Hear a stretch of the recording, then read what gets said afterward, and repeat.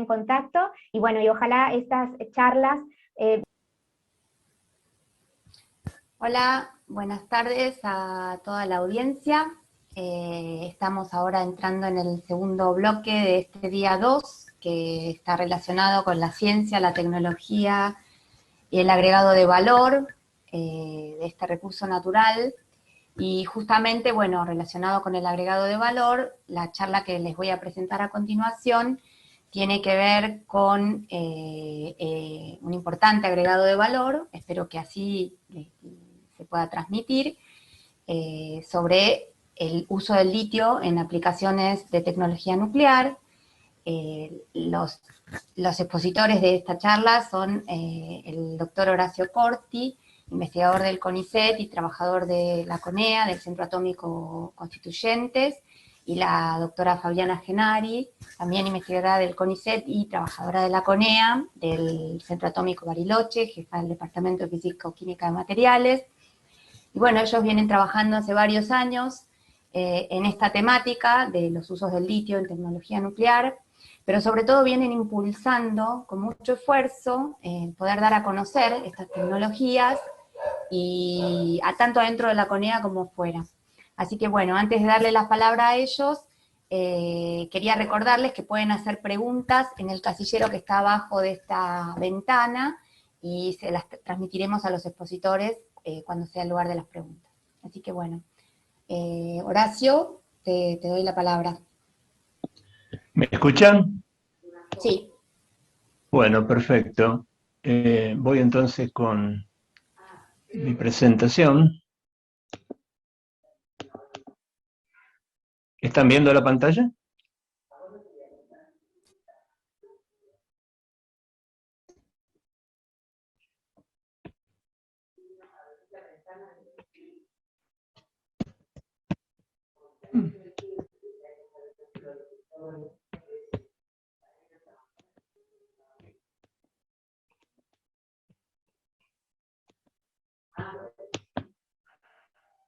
Bueno, perdón por la demora en la presentación. Cuando hablamos de petróleo en la Argentina, generalmente nos referimos al general Mosconi. Si hubiera que identificar el litio en Argentina con un nombre propio, ese sería el del doctor Luciano Catalano, que en su juventud descubrió, era químico y luego devenido geólogo, descubrió la presencia de litio, boro y berilio en los salares de la Puna.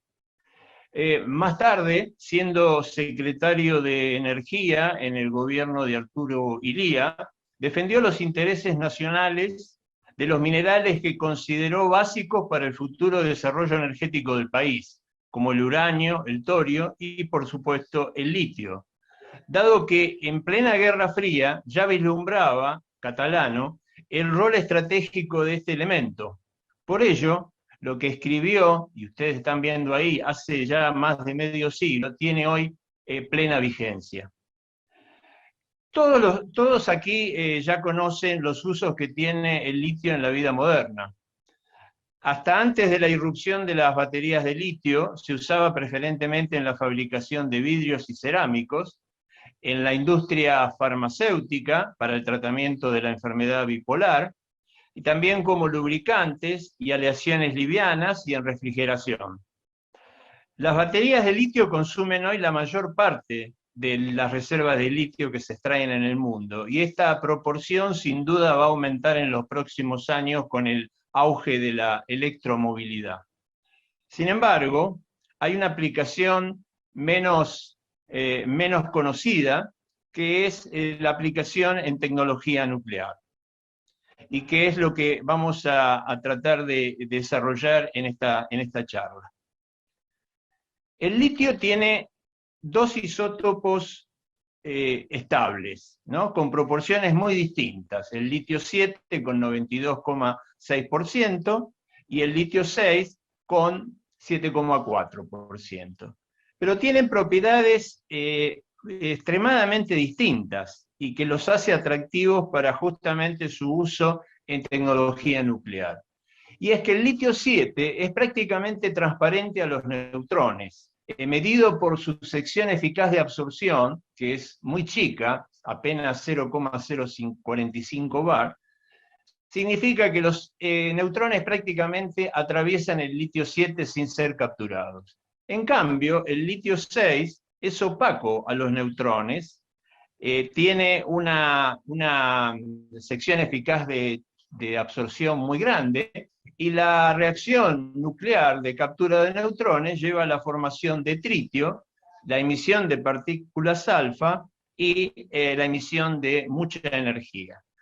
Entonces, es precisamente esta diferencia en el comportamiento frente a los neutrones que los hace atractivos para su uso en tecnología nuclear.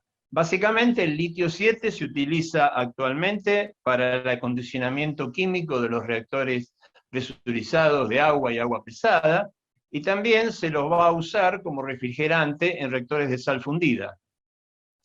Mientras que el litio 6 va a ser el combustible, como les va a comentar dentro de un rato Fabiana, en los futuros reactores de fusión, y tiene utilidad actualmente en una serie de dispositivos usados en tecnología nuclear, como son detectores de neutrones y blindajes, y también para desarrollo de placas centelladoras para imágenes por neutrones.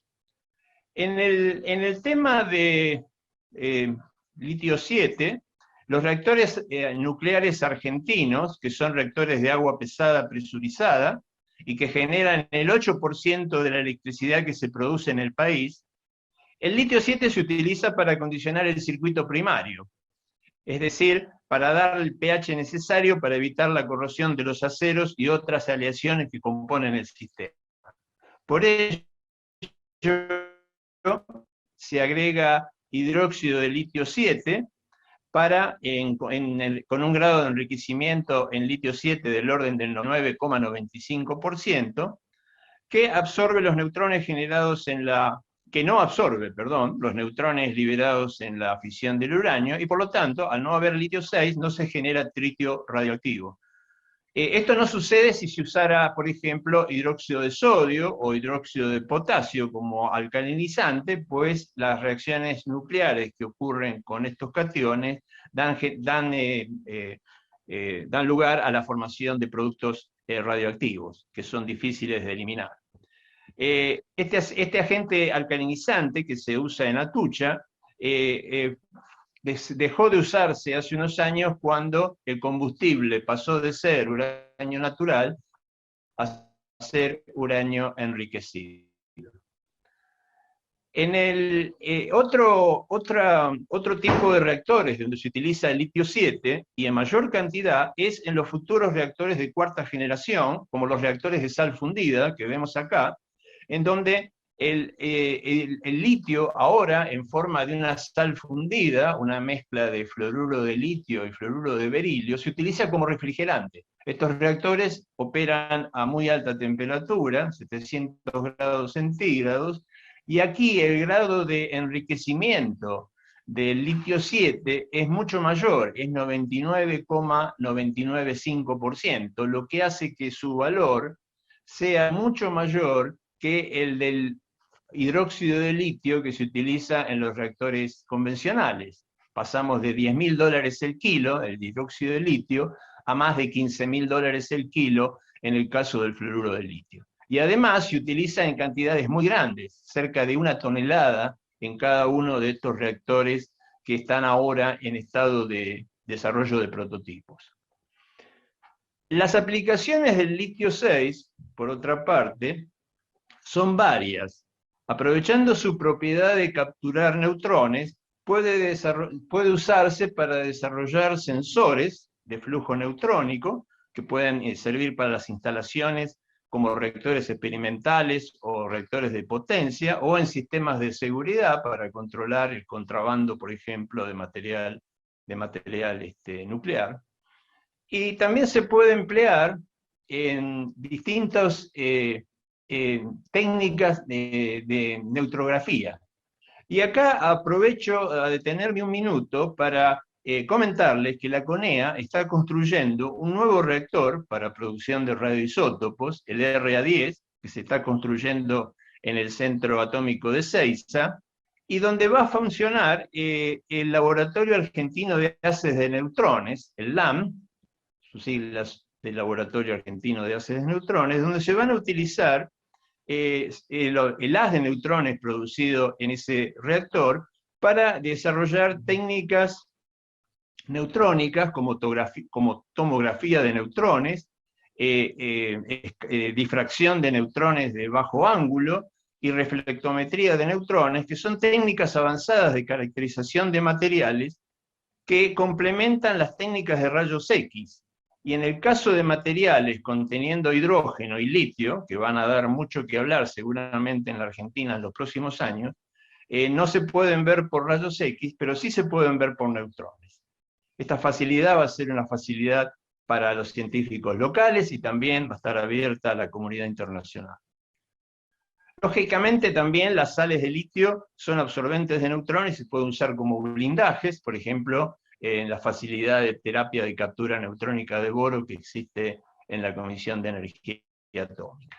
Y en la otra mitad de la charla, Fabiana les va a contar el uso del litio 6 como combustible en reactores de fusión.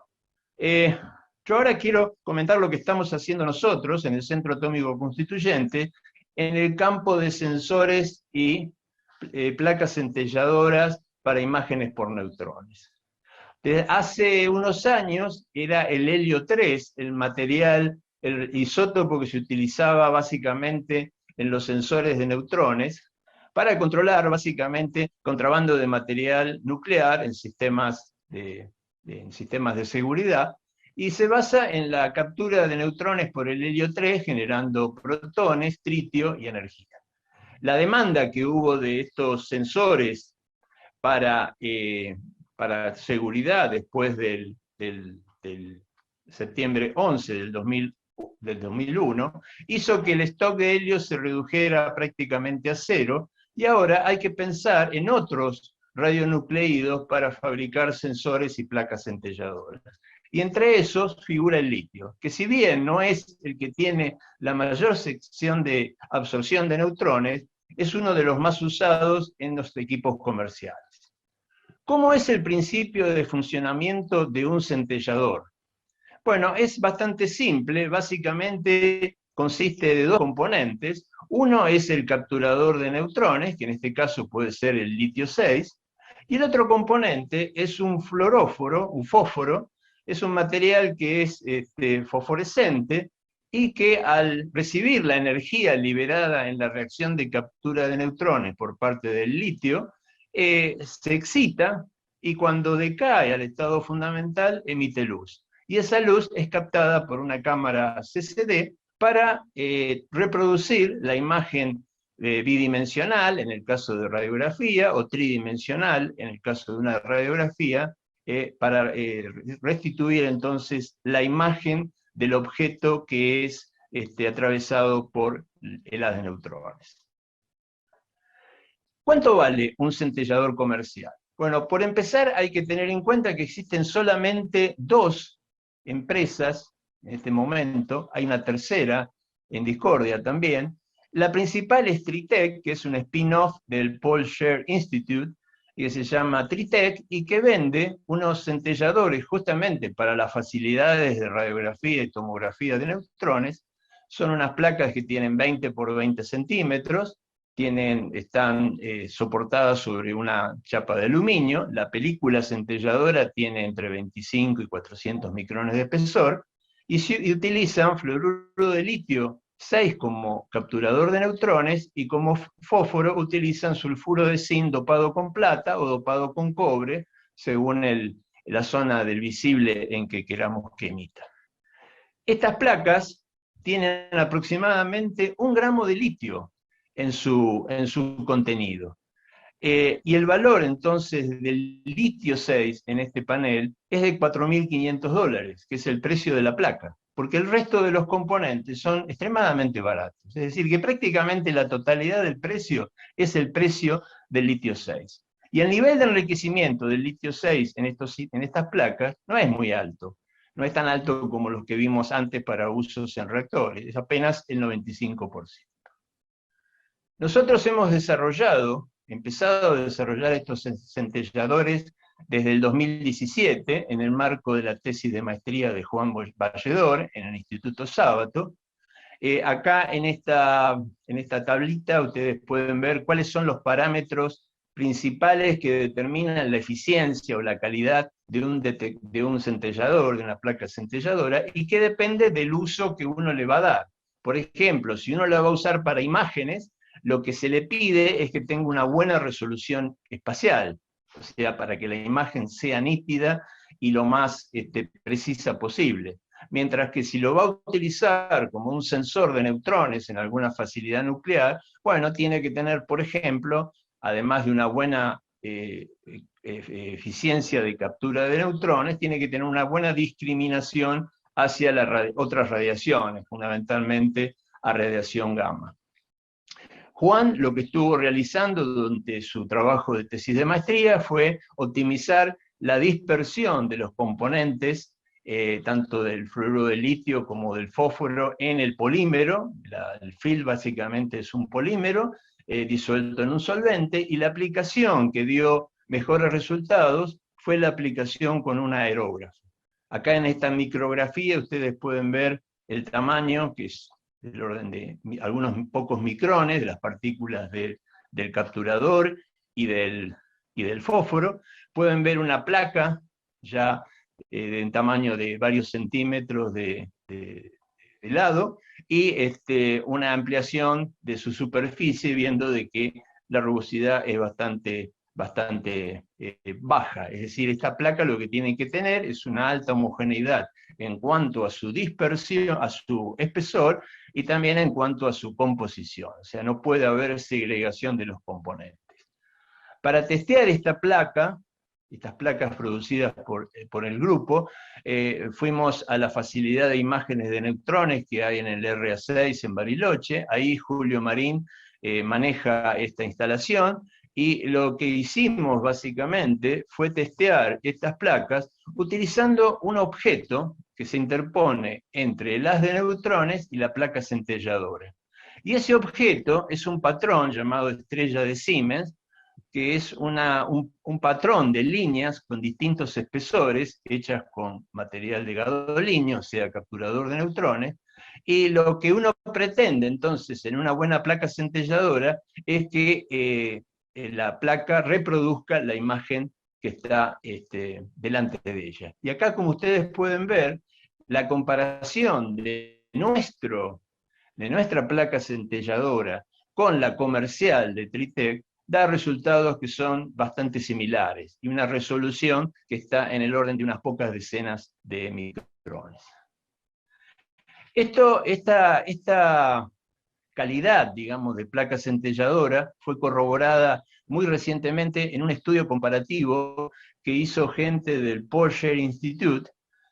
Acá está el equipo que se utilizó para ese testeo. Se testearon placas centelladoras de la empresa Tritec, de otra empresa comercial que vende centelladores, las nuestras, fabricadas en Conea, y la de una universidad en Estados Unidos, la Universidad de Idaho.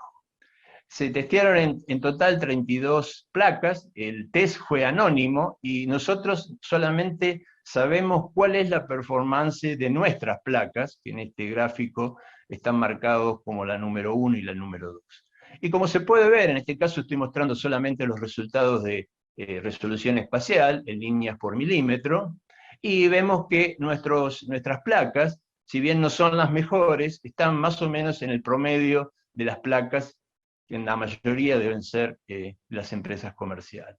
Y la conclusión importante de este estudio es que en realidad ninguna de las placas es la mejor en todos los parámetros que interesa. Es decir, que algunas son buenas en resolución, otras son buenas en discriminación gamma, otras son buenas en eficiencia de captura de neutrones. Por lo tanto, la conclusión fundamental es que hay que, cada pantalla, cada placa centelladora es buena para un determinado propósito, pero puede no ser tan buena para otra. Es decir, que hay mucho lugar ahí para mejora. Otra cosa que hicimos con estas placas centelladoras es el desarrollo de sensores de neutrones. Eso se hizo en colaboración con el doctor Israelevich en el Centro Atómico Ezeiza. Él pertenece al Instituto Dan Benison. Ahí lo que hicimos fue adicionar, colocar esa placa centelladora que nosotros fabricamos sobre un fotomultiplicador de silicio, y entonces en el proceso de captura de neutrones, la luz emitida por la placa centelladora es convertida por el fotodetector en una señal eléctrica. Y esa señal eléctrica entonces permite detectar señales provenientes de radiación gamma o de neutrones. Y ajustando el potencial, el umbral de potencial del fotomultiplicador, uno puede discriminar perfectamente la radiación gamma de neutrones. Y otra propiedad interesante que tienen nuestros centelladores es que pierden muy poca sensibilidad con el tiempo. Acá está graficada la sensibilidad, la inicial, cómo va cayendo muy poco, con una dosis expresada en una dosis de radiación, y el equivalente en años de esa dosis de radiación en una central nuclear, por ejemplo, es el equivalente a 3 años. Es decir, que nuestros centelladores en 3 años prácticamente pierden apenas un 10-20% de su sensibilidad inicial. Ahora bien, para que todo esto sea sostenible en el tiempo, es necesario producir nuestro propio litio 6. Todo lo que yo les comenté está hecho con un litio 6 que nos fue provisto por el proyecto BNST, y nosotros convertimos el carbonato de litio 6, que ellos tienen como blindaje, en fluoruro de litio 6, que es la sal más óptima para producir centelladores, pero hay que desarrollar una metodología para la separación de litio 6. La tecnología de separación de litio 6 no es nueva. En la década de los 50, en plena Guerra Fría, tanto el bloque soviético como los Estados Unidos se cansaron de separar litio 6 para fabricar armas atómicas, y lo hicieron básicamente a través de un proceso que es el intercambio de una solución acuosa de litio con mercurio metálico. Y acá lo que interesa para todo proceso de separación es lo que se llama el factor de enriquecimiento, que es la relación entre el litio 6 que hay en el material procesado respecto del original. Ese valor está generalmente, dependiendo de la temperatura, para un proceso Cole, que es el más eficiente de todo, entre 1,04 y 1,06. Es decir, que uno enriquece en cada etapa entre el 4 y el 6% del litio 6. Lo que pasa es que este proceso, si bien es muy eficiente desde el punto de vista de la separación, es muy sucio. De hecho, alrededor de Oak Ridge National Laboratory, en Tennessee, se derramaron toneladas de mercurio durante esa época, que todavía se está remediando. Nuestro ataque, y el de mucha gente, es tratar de desarrollar un método que sea limpio, que sea sustentable, y que además alcance factores de enriquecimiento de litio 6 similares a los del proceso con mercurio. Y las cosas que se han ensayado, como ustedes ven en esta tabla, son usar métodos de electrodeposición para enriquecimiento de litio 6 en grafito, en metales y en óxidos metálicos. Nosotros hemos trabajado hasta ahora con carbones mesoporosos grafitizados, que desarrollamos en el grupo por nuestras tareas en celdas de combustible, que utilizan carbones mesoporosos como soporte de catalizador, y estas son el tipo de celdas donde nosotros probamos estos materiales para la inserción electroquímica de litio y ver cómo es el grado de separación que se logra. Acá muestro simplemente algunos resultados. No solamente depende del sustrato el factor de separación, sino también depende de la sal de litio que uno utilice y del solvente, y también de la temperatura. O sea, son muy variables, el proceso es muy complejo, y ¿qué determina básicamente el factor de enriquecimiento? Todavía no está físico-químicamente bien conocido.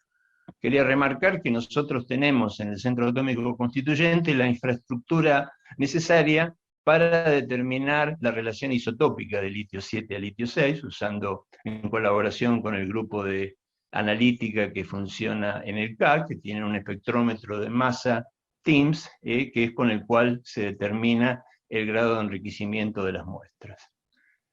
Finalmente quería mencionar también que hay colegas en el Centro Atómico Bariloche que están estudiando, dentro de un proyecto conjunto de enriquecimiento de litio, la separación isotópica de litio usando láser, similar a la técnica que se utiliza para separar uranio enriquecido, para enriquecer uranio en el proyecto LASI de CONEA. Básicamente no lo voy a mencionar con detalle porque hay un póster sobre este tema presentado por nuestros colegas, pero lo que se usa es la pequeña diferencia de 15 picometros que existe en la energía de excitación del átomo de litio, y que si uno logra sintonizar un láser con mejor precisión que el picómetro, puede ionizar selectivamente uno de los isótopos, transformarlo entonces en una especie iónica y separarlo de la especie no iónica usando un campo eléctrico.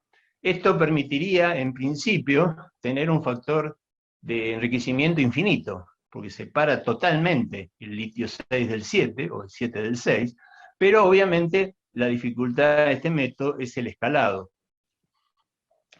Como les comenté antes, es bastante complejo el proceso, no se sabe todavía muy bien cuál es el mecanismo físico-químico detallado que determina la separación isotópica. Es por eso que nuestros colegas Verónica Vildasola y Andrea Barral, en el Centro Atómico Constituyente, junto con estos becarios, Federico y Marina, están desarrollando métodos computacionales basados en la técnica DFT para estudiar desde primeros principios el proceso de separación isotópica, básicamente sobre níquel y grafito. Tampoco voy a entrar en detalles porque en este póster que está siendo exhibido en este evento, ustedes van a poder encontrar los detalles de la técnica. Simplemente quiero resaltar que lo que es las conclusiones de estos estudios muestran de que el factor de enriquecimiento es fuertemente dependiente de la morfología del depósito o de la inserción de litio en el sustrato, en este caso níquel y grafito. Y ello explicaría, en gran parte, la dispersión que se observa en los datos experimentales que les mostré, tanto de otros autores como los nuestros. Para concluir, voy a mostrar entonces este slide, que ya me lo expolió Álvaro Tessio en la charla de esta mañana, pero bueno, simplemente es un gráfico donde comparo cuál es el valor agregado del litio fabricando productos para baterías, que es aproximadamente un factor 12. El litio, cuando se utiliza, por ejemplo, para el tratamiento de la enfermedad bipolar, si uno compara el precio del litio, se usa carbonato de litio directamente en estas pastillas, que se hacen en la Argentina, las hace el laboratorio Ariston, multiplica el precio por 90. Y esto que ustedes ven acá, en los últimos 4 cuadros, son los factores de valor agregado que se lograría si se utiliza el hidróxido de litio 7 para el acondicionamiento de centrales nucleares, o se utiliza, por ejemplo, en reactores de sales fundidas, o, como va a explicar ahora Fabiana, si se lo utiliza en reactores de fusión como combustible.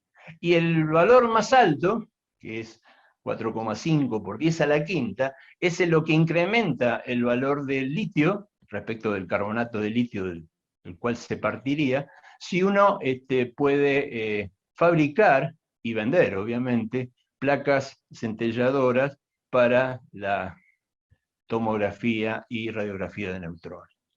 Bueno, esto básicamente resume todo lo que vengo diciendo. El litio debería ser considerado, como dijo ya Catalano en la década del 60, como un recurso estratégico, no solamente para la transición energética, sino para los reactores avanzados de fisión y fusión.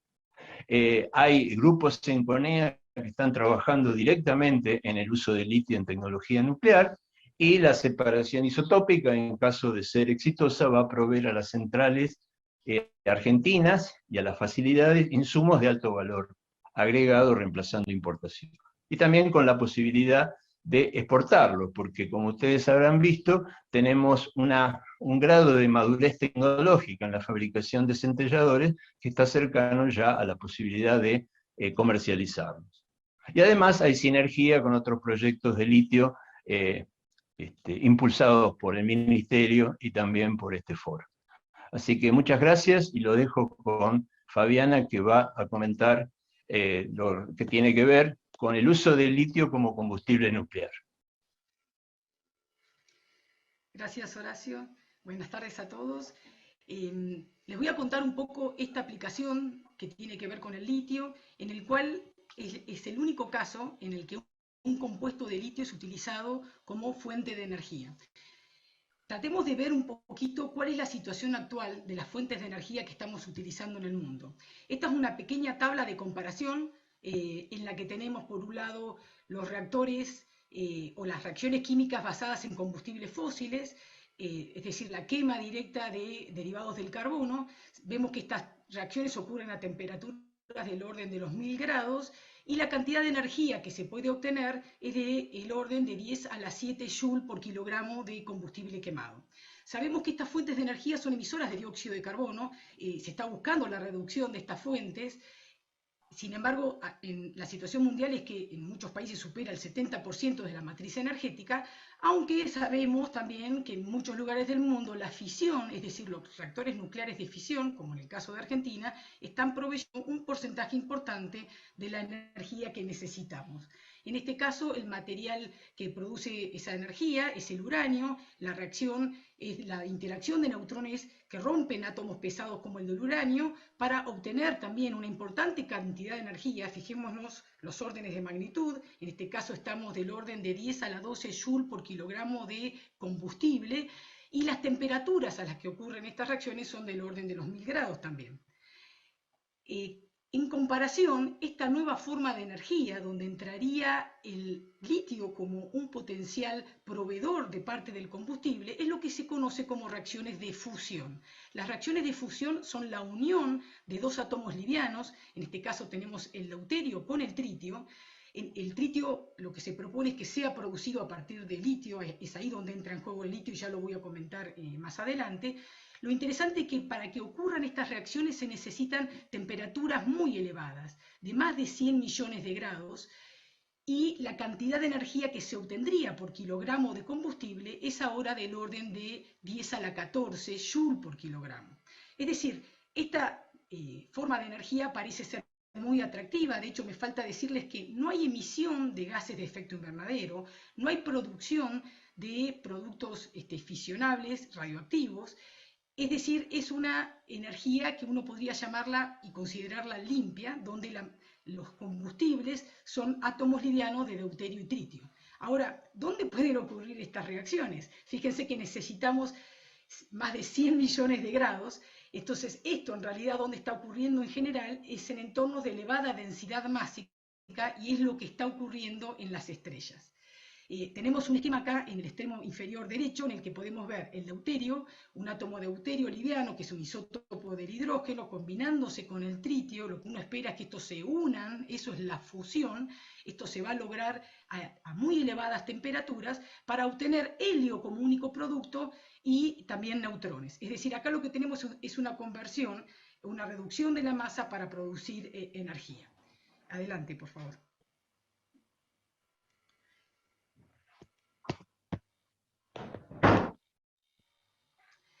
Perdón. Sí, lo que les voy en la anterior, por favor. Lo que les voy a comentar, a ver, un poco es cómo podemos confinar estos dos reactivos, deuterio y tritio, para que pueda ocurrir la reacción de fusión. El primer caso, que sería el confinamiento por medio de la gravedad, como dije antes, ocurre en las estrellas. Y si bien se tienen que dar ciertas condiciones, que es una relación entre el tiempo de confinamiento, una temperatura lo suficientemente elevada y una alta densidad de partículas, que es este producto densidad, temperatura, tiempo, mayor que un valor umbral, esto se conoce como criterio de Lawson. En realidad en las estrellas se da con cierta facilidad, los tiempos no son cortos, son tiempos bastante prolongados y los volúmenes son grandes, llegan a ser del tamaño de las estrellas. Esto no es factible llevarlo al planeta Tierra, porque nunca vamos a tener valores de campos gravitatorios como tenemos en el espacio. Entonces, en el planeta Tierra lo que se están pensando utilizar son las dos estrategias que están del lado derecho, los campos magnéticos y el confinamiento inercial. En el caso de los campos magnéticos, lo que se está proponiendo es utilizar campos magnéticos que van a confinar el material. Uno necesita en ese caso que el deuterio y el tritio se eleve la temperatura, dejamos de tener entonces un gas, empezamos a tener partículas cargadas en forma de plasma, y las líneas de campo, del campo magnético, me van a confinar a este material, me van a dirigir los caminos, digamos, de difusión de las partículas y van a evitar que haya un contacto directo entre las partículas que están a alta temperatura y los materiales que están en el entorno del plasma. Es decir, termina habiendo un confinamiento debido a líneas de campo magnético, son campos magnéticos de importante magnitud, y no es posible tener acá una geometría esférica, como en el caso del confinamiento por gravedad, y por esa razón una de las formas de confinar el material que está en plasma, con esta forma de partícula cargada, es obtener este tipo de toro o de dona en la que se va a confinar de esa forma a alta temperatura el combustible. En el caso del confinamiento inercial es un confinamiento por muy corto tiempo, nanosegundos, menor que en el caso del confinamiento magnético, pero esto se logra por presión, por tener una compresión muy importante por la energía de láseres o de algún otro tipo de radiación que hace que ese material que va a ser los reactivos, digamos el deuterio y el tritio, puedan comenzar a reaccionar, y se llama inercial porque desde el momento en que la reacción comienza hay una tendencia a la expansión de esas partículas, y entonces el efecto inercial depende de cuánto tiempo puede estar confinado. Adelante, por favor. Esto que estamos comentando son los fundamentos, digamos, cómo se está tratando de trabajar en este confinamiento para llevar adelante la fusión. Vamos a concentrarnos puntualmente en los campos magnéticos. Adelante, por favor.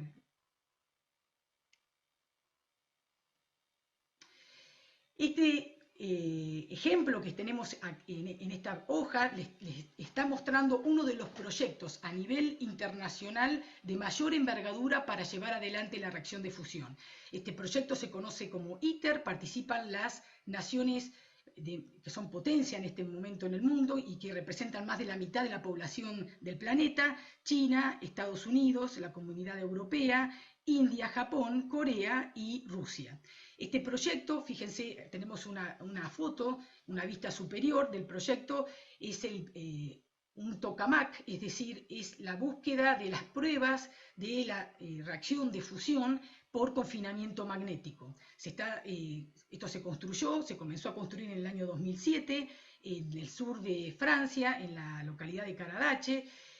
Ha tenido un costo inicial de más de 20.000 millones de euros, y lo que se espera es que el primer experimento de plasma de hidrógeno se realice para el año 2025, mientras que el primer plasma de deuterio-tritio esté para el año 2035. En la parte inferior podemos ver una gráfica, un esquema de lo que sería este reactor, donde podemos ver las partes circulares que representan las bobinas, el campo magnético, es donde va a estar confinado el combustible, el deuterio y el tritio. Y lo interesante es que ha habido un proyecto anterior que se conoce como JET, que se construyó en Oxford y que fue exitoso respecto de esta tecnología de confinamiento por campo magnético. En ese caso teníamos del orden de 80 metros cúbicos de plasma, y este proyecto, para que tengan en cuenta la envergadura, involucra más de 840 metros cúbicos de plasma. Es decir, estamos multiplicando por un factor 10. El desafío tecnológico es muy importante. Tenemos temperaturas del orden de 100 millones de grados en el interior del plasma, y a los 2 metros, donde están las bobinas superconductoras, la temperatura debe reducirse a 2 grados Kelvin. Así que imagínense, esto es un desafío tecnológico por la envergadura y el tamaño que tienen estos grandes tokamaks. La siguiente, por favor. Este es un esquema global Perdón, ¿puedo compartir yo la presentación? ¿Me dejarían, no sé, desde la organización? Porque quizás sea más fácil. Sí, podés, eso, gracias. Gracias.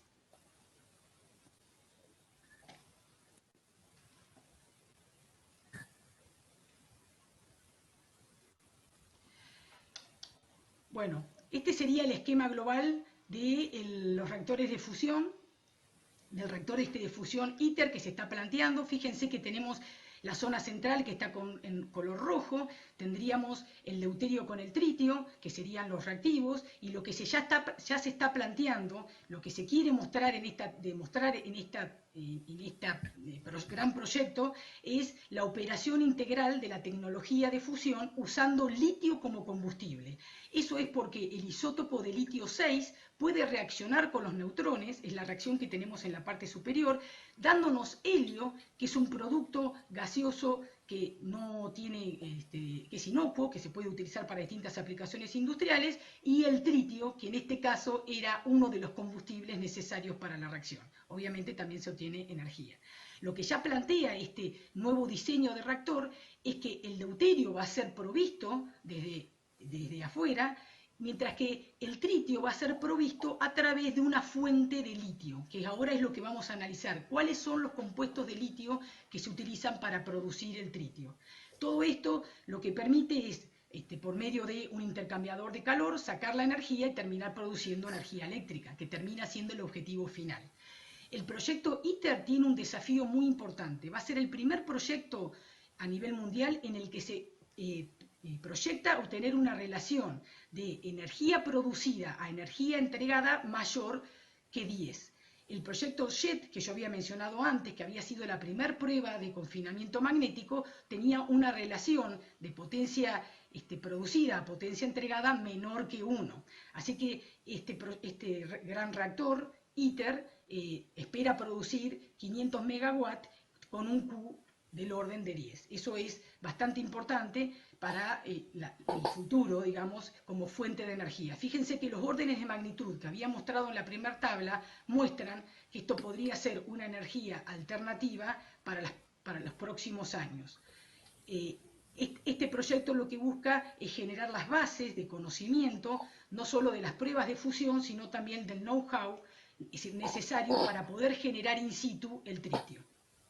Ahora, ¿de dónde sacamos el deuterio y el tritio? Bueno, el deuterio se encuentra en la naturaleza, por ejemplo, una de las reservas es el agua de mar.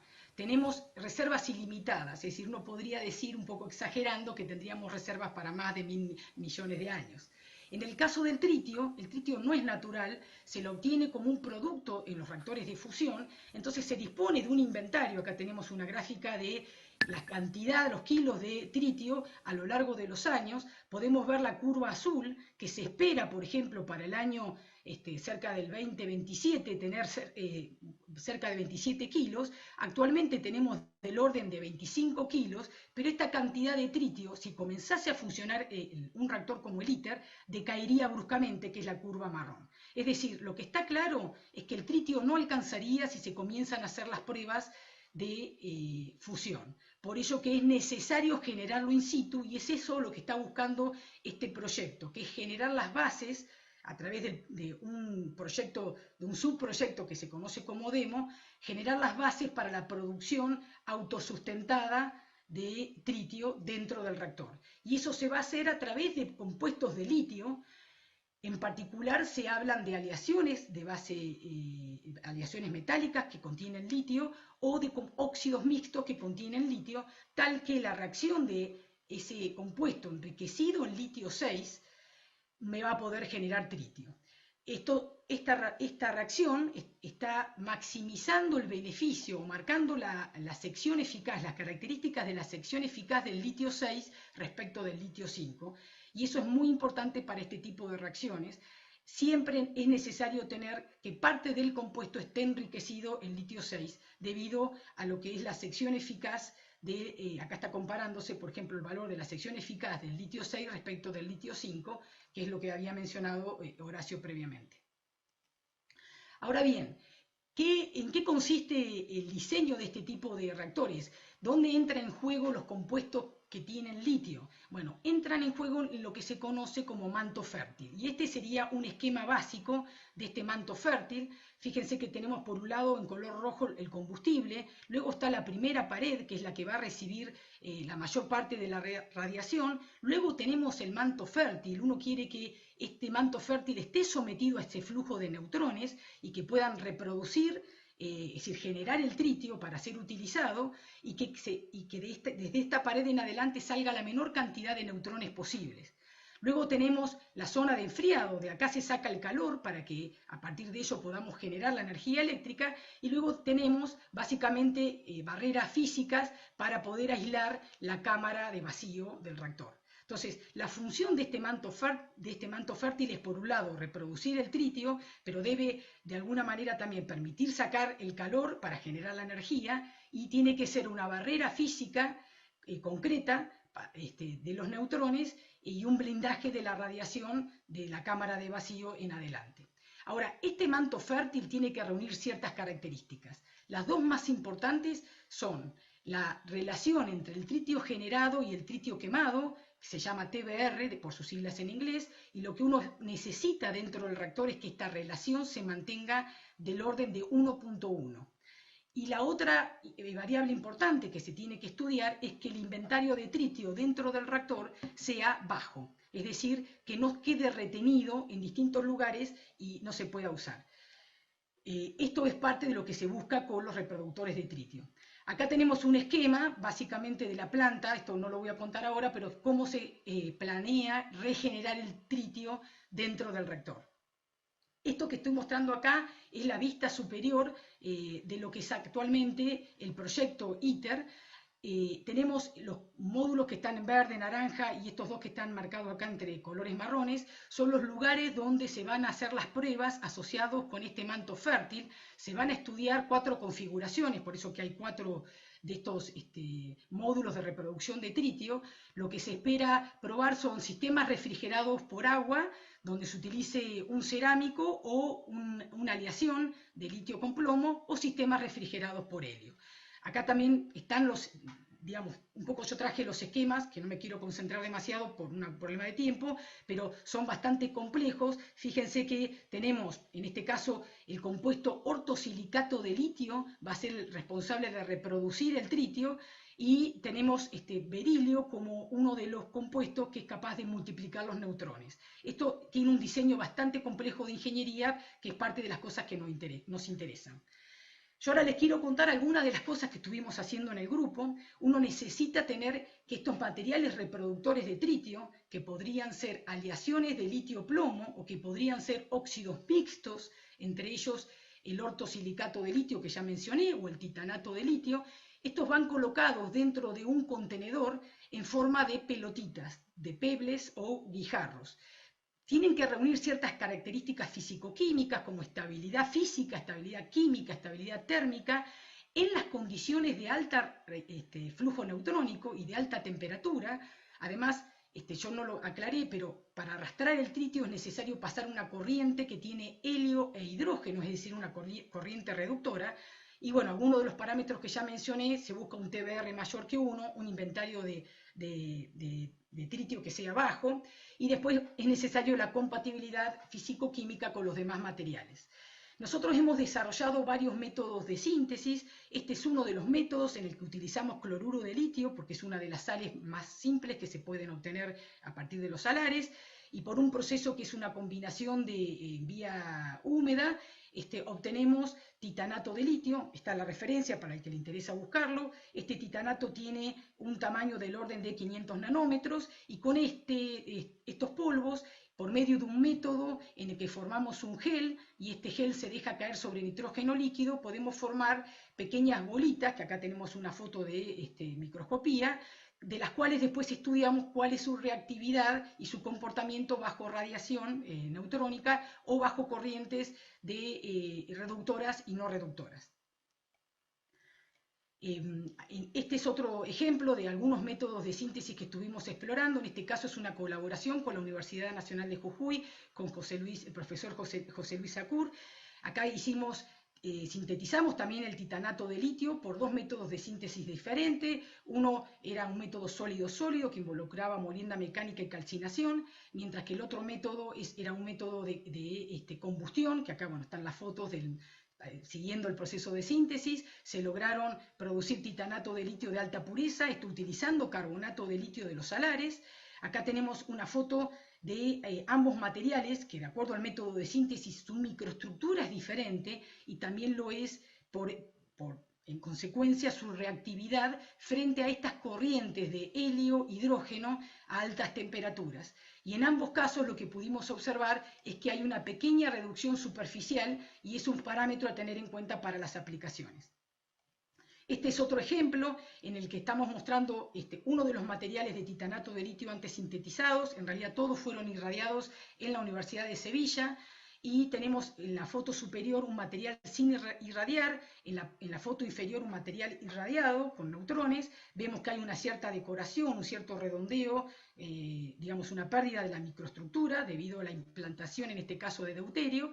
Y lo que tratamos de hacer fue un cálculo teórico para saber cuál había sido la penetración de este deuterio, y esto lo comparamos con mediciones de espectroscopía de masa de iones secundarios para ver si coincidían los valores observados de penetración de los iones de deuterio respecto de los cálculos teóricos. Efectivamente hay cierta coincidencia, se observan también la presencia de algunas impurezas no deseadas por medio de esta espectroscopía, y lo interesante es lo que nos interesa estudiar a nosotros, que es luego de esta implantación lo que queremos ver es con qué velocidad y con qué facilidad este deuterio sale desde los granos de adentro de los pebbles y pueden difundir y abandonar cada una de estas bolitas con el gas de purga, que es una corriente de helio-hidrógeno. Es eso lo que estamos estudiando, porque nuestro grupo tiene experiencia o se dedica a la tecnología del hidrógeno. En este caso estamos estudiando la liberación de un isótopo del hidrógeno.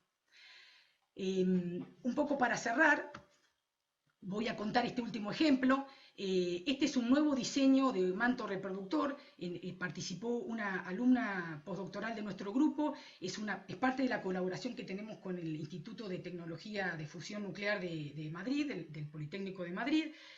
Acá lo que se trató de hacer es tratar de reducir la cantidad de litio 6 en el material reproductor. Un esquema simple de la propuesta es lo que estamos observando en esta gráfica en el extremo superior izquierdo. Tenemos que primero vamos a tener la pared de tungsteno, es decir, lo que se conoce como primera pared, luego vamos a tener una pared estructural y finalmente a continuación tenemos el blanket, esto es el reproductor.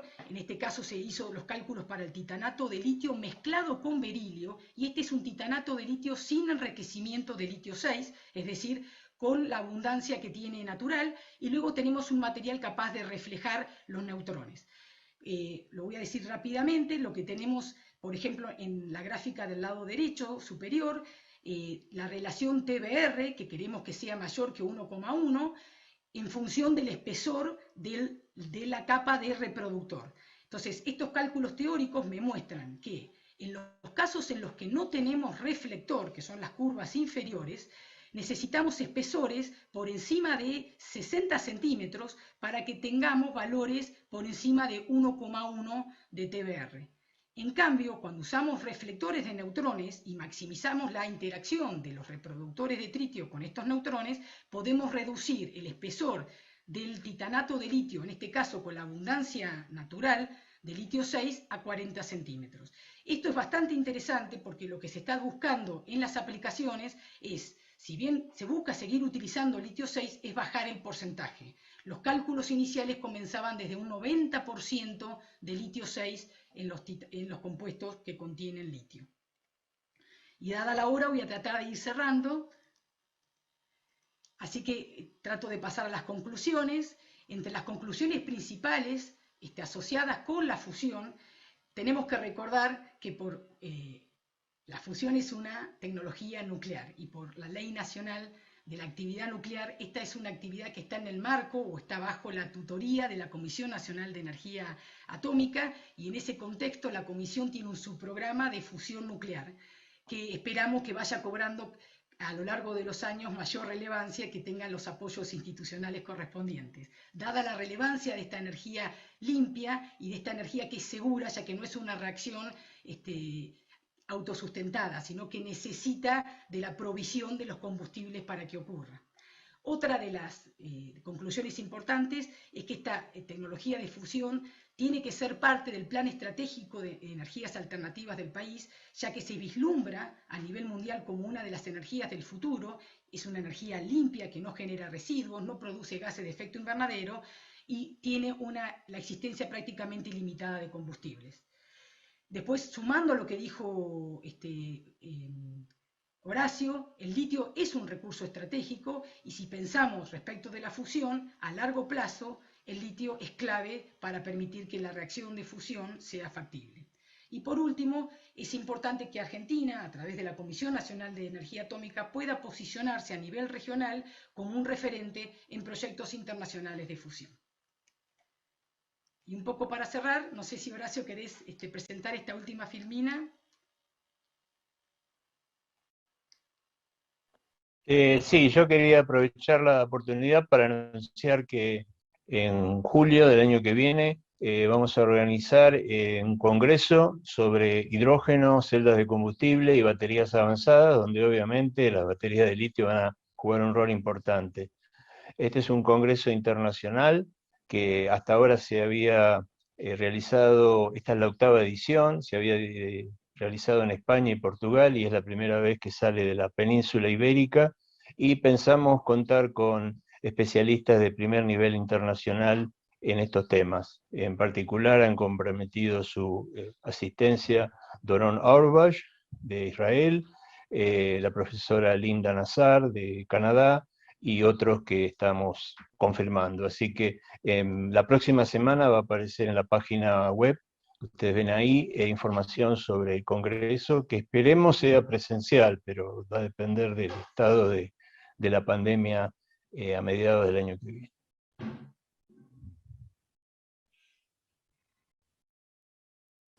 Bueno, gracias. Bueno, muchas gracias Horacio, muchas gracias Fabiana. Creo que la exposición ha sido realmente muy contundente. No hay comentarios ni preguntas en el chat. Tal vez la gente quedó con la boca abierta, como yo. Es impresionante. Yo tengo preguntas. Yo trabajo en el tema hace poquito, pero no dejo de sorprenderme cada vez que los escucho a ustedes dos contar sobre esto. Una pregunta para Horacio es sobre actualmente. Alguien está compartiendo la pantalla. A ver. Bueno, la pregunta para Horacio es si en la actualidad, ¿cuál es el método imperante que supongo y es... Hola, ¿me escuchan? Sí.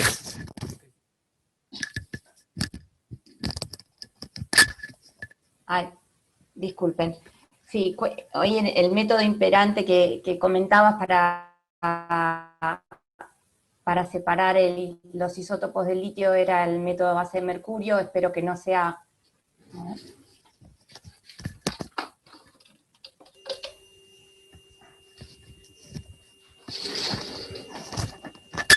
Disculpen, tuve un problema con la batería justo en este momento de mi computadora. ¿Me escuchan? Sí, se escucha, Verónica. Tuve que enchufarla.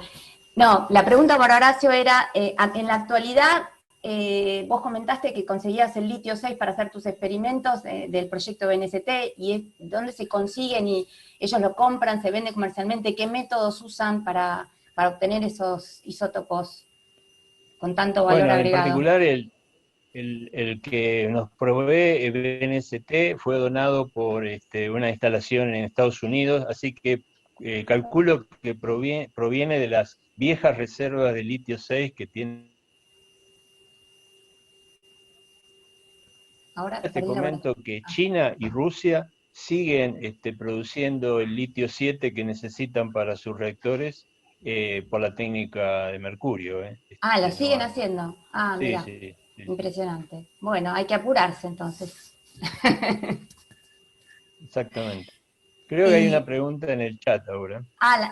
Es nueva, ok, la veo. También tenía una pregunta para, bueno, es impresionante todo lo que expusieron desde la CONEA, comentan desde CEGEMAR, excelente presentación, contundente, Ana María Lloys, son comentarios, sí, la gente, la verdad que es impresionante, creo que si hay que hablar de agregado de valor al recurso natural, creo que queda claro de su exposición que este es uno de los caminos, ¿no? Y que hay recursos humanos y know-how en la Argentina como para poder darle curso a todo eso. Tenía una pregunta, por si aparece luego otra, para Fabiana, respecto de estas nuevas tecnologías de los reactores de fusión, que por ahí no falta tanto para que sean una realidad. O sea, ¿serían alternativas a los reactores de fisión actuales ya instalados? ¿Los reemplazarían? ¿Cuáles serían las ventajas de disponer de estas nuevas tecnologías de fusión? ¿Entregan más potencia? ¿Son más limpias? ¿O cuál sería? La principal ventaja es, por un lado, la cantidad de energía por kilo de combustible. Eso, pensemos que el deuterio en principio tiene fuente inagotable, uno podría decir, por millones de años. El tritio lo podríamos generar. Las cantidades que estamos hablando de litio que se consumirían para generar tritio no modifican la producción anual, es insignificante frente a los volúmenes que se están manejando de producción de compuestos con litio, digamos. Me refiero a los óxidos, un carbonato de litio que después se utiliza como materia prima para producir el ortosilicato de litio o el titanato de litio. Las cantidades que se utilizan son de kilogramos, es decir, no son más de 100 kilos, habíamos hecho un cálculo, pero no va a cambiar en nada el inventario, digamos. Entonces, su principal ventaja es la cantidad de energía por kilo de combustible, naturaleza limpia, no hay emisión de gases de efecto invernadero, dióxido de carbono, que eso también es verdad para la fisión. La diferencia es que aquí no tendríamos residuos, el único producto de esta reacción es el helio, y el helio, después de un corto tiempo, puede ser reutilizado en otras aplicaciones para la industria. Entonces no habría residuos de ningún tipo para su manipulación. Y en cuanto al tritio, lo que se está pensando es un sistema cerrado de recirculación, incluyendo qué se hace después con los compuestos, con lo que queda de los titanatos de litio o del ortosilicato de litio. Así que yo creo que mirándolo veo solo ventajas. Me parece que la comisión, por toda la experiencia que tiene, yo mencioné una aplicación de litio, pero piensen que atrás está toda la gente que tiene experiencia en los aceros resistentes al flujo neutrónico, la gente que hace cálculos de plasma. Es decir, la Comisión de Energía Atómica puede proveer profesionales capacitados en distintos aspectos de esta tecnología de fusión. Yo me concentré en la aplicación del litio, ¿sí? Claro. Acá justo le acabas de contestar con tu respuesta a Arnaldo Vicentín, que preguntaba respecto de los residuos en comparación con los reactores de fisión. Después acá tenemos otra pregunta de Ernesto Calvo, que dice, ¿cómo juega la entalpía libre de hidratación del litio en el fraccionamiento en electrodos sólidos? ¿Se vio? Sí, se vio la pregunta. Bueno, eso es una pregunta que es más para vos, de Verónica, que estuviste haciendo los cálculos de FT, pero básicamente yo creo que la diferencia de entalpía de hidratación entre el litio 6 y el litio 7 no debe ser muy grande, corregime si estoy así. Creo que los resultados que ustedes estuvieron, Verónica, y que se muestran en el póster, muestran de que lo más importante es la interacción, el grado con que el litio se absorbe sobre el sustrato, más que su estado en la solución, ¿no? Sí, nosotros lo que Sí, notamos... para determinar el factor de enriquecimiento. Sí, eso lo mostramos en nuestro trabajo y lo que vemos es que es muy importante para diferenciar a los isótopos su grado de enlace químico con el sustrato sobre el que se deposita. Es la absorción del isótopo. Pero bueno, lo podemos comentar ahí en el trabajo porque es medio técnico. A ver si uno ve alguna pregunta más. Bueno, ya estamos de tiempo, unos 5 minutos. Yo creo que es momento de esta sesión. Les agradezco mucho a Horacio y a Fabiana por su charla, fue clarísima Y bueno, esperamos que hayamos convencido a la gente de la importancia del uso del litio en aplicaciones nucleares. Así que adiós a todos y todas. Y nos vemos ahora en las charlas de grupos. Sí. Gracias y espero que sí, que el litio sea, como soñó Catalano, elemento de interés, estratégico, ¿no? En breve. En Va a ser breve. difícil, pero hay que lograrlo. Haremos lo posible. Gracias por la oportunidad de comentar esto, ¿eh?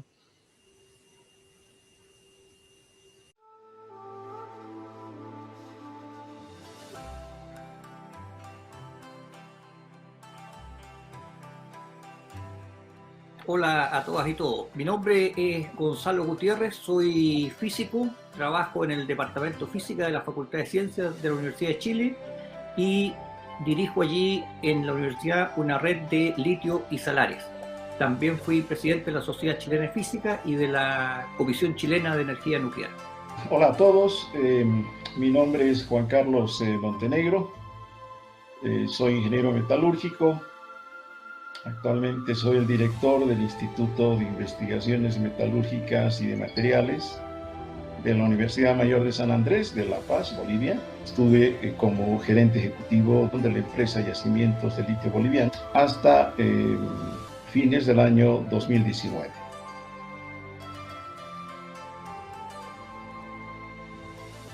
En los años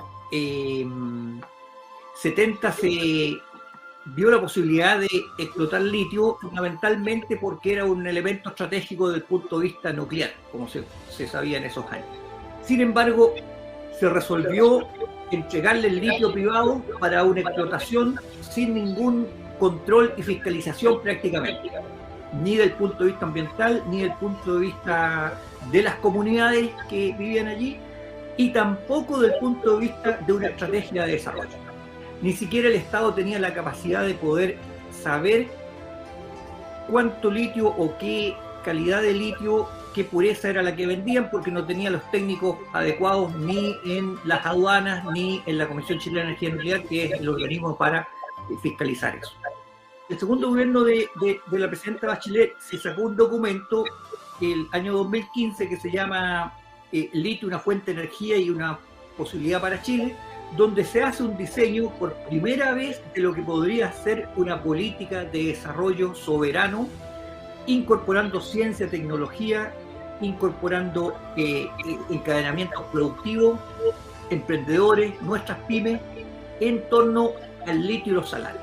En los nuevos contratos que hubo con SQM y Albemarle, además plantean un royalty que es proporcional a las ventas, y llega hasta el 40%, muy distinto al de la otra minería en Chile, que ustedes saben, en el cobre no hay royalty, no hay nada de eso. Y por otro lado, plantea un aporte directo de unos 12 millones de dólares al año para investigación y desarrollo. Ahora, el punto es que esa investigación y desarrollo no está en un marco de desarrollo nacional, en un plan de desarrollo, sino que se licitó un instituto de energías limpias, pero en esa licitación quienes ganaron fueron las universidades norteamericanas, en vez de dárselo a un consorcio de universidades chilenas y con investigadores nacionales. Entonces, en ese sentido es que digo que, claro, están los dineros, pero eso no significa que esté dentro de un plan de desarrollo nacional. Y la esperanza que hay es que con la Convención Constitucional, lo que escribió la Comisión Nacional del Litio puede hacerse realidad.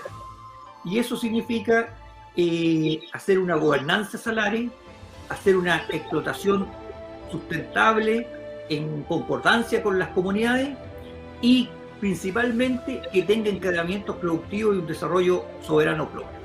Lo que se piensa es que el Estado tome en sus manos la industria del litio y puede hacer alianzas estratégicas con empresas tecnológicamente avanzadas que estén interesadas en electromovilidad, en forma no de enclave, sino que en forma abierta, con el ecosistema científico tecnológico nacional y con empresarios, emprendedores y pymes nacionales. La extracción de litio en esa primera fase extractiva es tuición exclusiva del Estado boliviano a través de la empresa YLB. Y para procesos ya de semi-industrialización, industrialización o procesamiento de residuos industriales, YLB tiene la posibilidad, eso le permite la ley, de establecer alianzas estratégicas con algún socio, un socio estratégico que puede ser nacional o extranjero. Lo que tenemos que hacer en Bolivia, aprovechando esta ventana de oportunidad que representa el litio a escala global, es transformar en realidad esas sales básicas en productos de mayor valor agregado. Por ese motivo es que esa concepción de la industrialización ha establecido de que en el campo del litio deberíamos llegar al producto final, que son las baterías de ion litio. Y obviamente para llegar a esa etapa pues había que cumplir todos los pasos previos de esa cadena de agregación de valor. Se han establecido 4 fases, en realidad inicialmente 3 fases, que resumen ese concepto estratégico. Una primera, la necesidad, si queremos manejar soberanamente el recurso, obviamente necesitamos contar con recursos humanos capacitados, y teníamos que impulsar, y se sigue impulsando, la necesidad, la investigación respecto a las diferentes alternativas tecnológicas de procesamiento inicialmente de la salmuera del salar de Uyuni. Se ha invertido en laboratorios, en equipamiento, en capacitación de personal de técnicos bolivianos que han sido enviados a algunas otras universidades del exterior para especializarse. Y esta primera etapa o esta primera fase también ha contemplado de que luego del estudio a escala laboratorio tenía que pasarse a una escala mayor que la escala piloto, con el objetivo de optimizar, de verificar, de probar todos los conocimientos o procesos desarrollados a escala laboratorio. La segunda fase de la estrategia es la etapa de la industrialización, es decir, ya una vez que se ha cumplido el pilotaje, pues se estaría en condiciones de dar el salto a la escala industrial. Y eso es lo que se ha estado haciendo, ¿no? Una escala industrial de qué? De el procesamiento de la primera escala de la agregación de valor de las sales básicas, carbonato de litio, cloruro de potasio, sulfato de potasio, ácido bórico, etc. Y la tercera fase de la estrategia ya tiene que ver con la necesidad de instalar en Bolivia o de producir en Bolivia materiales catódicos y celdas para baterías de ion litio. Y bueno, y en los últimos años se ha incorporado una cuarta fase que le hemos denominado de expansión de las operaciones para salir ya del salar de Uyuni a otros salares como el salar de Coipasa y el salar de Pastos Grandes. Porque digamos, ese es el cómo debía plasmarse esa concepción estratégica en el proyecto, y se ha avanzado en ese camino, ¿no? Continúan en operación 3 plantas piloto: la planta piloto de carbonato de litio, una planta pequeña que ha sido ampliada, que actualmente tiene una capacidad de entre 700 a 1000 toneladas año, una planta de materiales catódicos, donde se sintetiza material catódico de 3 químicas distintas, incorporando litio boliviano, y una planta piloto de baterías de ion litio. Lo que tenemos que destacar de manera muy especial como uno de los resultados de esa estrategia aplicada en Bolivia es el hecho de que se haya podido culminar ese concepto del circuito de la industrialización del litio, en este caso a escala piloto. Eso ha permitido incorporar el litio extraído del salar de Uyuni en los materiales catódicos, y son estos materiales catódicos que ya tienen litio boliviano incorporado que están siendo utilizados en la conformación de las celdas para las baterías que ensambla la planta piloto de baterías de YLB. Esta experiencia ha permitido en la actualidad llevar adelante la aplicación de estos productos. Es decir, baterías de diferentes configuraciones, ¿no? Para diferentes aplicaciones. Por ejemplo, en el área rural dispersa, en el departamento de Potosí inicialmente, combinando las baterías de ILB con paneles fotovoltaicos. También se ha avanzado en la configuración de baterías para autos eléctricos. ILB ha hecho una experiencia propia como empresa, desarrollando un pequeño automóvil eléctrico experimental, donde se ha ido probando el desarrollo de estas baterías para que puedan, digamos, ser utilizadas como en los autos eléctricos. Y hace algunas semanas atrás, pues hemos tenido la satisfacción de saber que ya se hizo la primera entrega oficial, comercial, a la empresa Quantum para que estas baterías de ILB sean utilizadas en estos automóviles, ¿no? Entonces, esa es una experiencia, yo creo, muy importante, y que el resultado de esa concepción estratégica, de ese modelo boliviano, que ha permitido llegar a este tipo de situaciones, ¿no? Lo que yo conozca, no hay una experiencia similar en Latinoamérica, en Chile, ni Argentina, ni en ningún otro país de Latinoamérica, donde se haya avanzado, digamos, en este tipo de experiencias, ¿no? Creo que la planta piloto de baterías de ILB, que ha sido inaugurada el año de 2014, hace casi 7 años, y la planta piloto de materiales catódicos, inaugurada el año 2017, hace 4 años, siguen siendo las primeras y las únicas en nuestra región latinoamericana.